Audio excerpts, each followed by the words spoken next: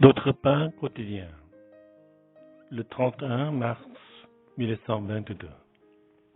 Le consulat de Dieu. Quand tu invites à manger à midi ou le soir, invite plutôt les pauvres, les estropiés, les paralytiques et les aveugles. Ludmila, une veuve de 92 ans, a déclaré que sa maison de République tchèque était un consulat du ciel et dit « Ma maison est une extension du royaume de Christ ». Elle accueille avec une hospitalité affectueuse les étrangers et les amis qui sont blessés et dans le besoin, leur offrant de la nourriture et un endroit pour dormir, toujours avec un esprit de compassion et de prière.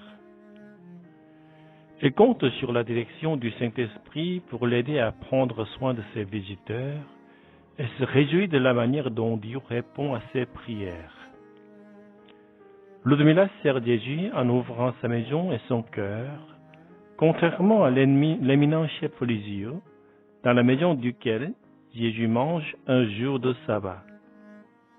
Jésus dit à ce scribe d'inviter dans sa maison les pauvres, les estropiés, les paralytiques et les aveugles, et non pas ceux qui peuvent lui rendre l'appareil.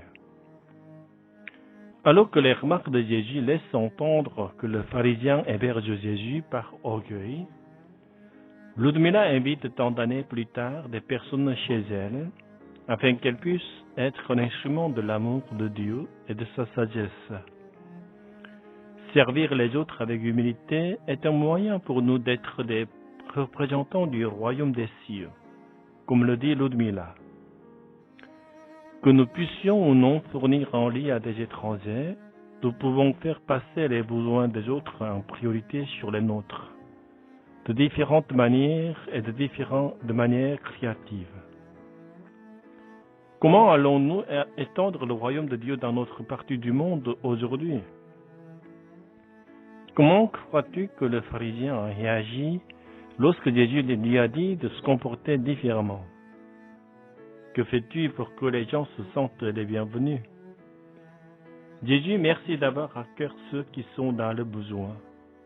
Aide-moi à te ressembler davantage, afin que je montre ton amour aux autres lorsque je prends soin d'eux.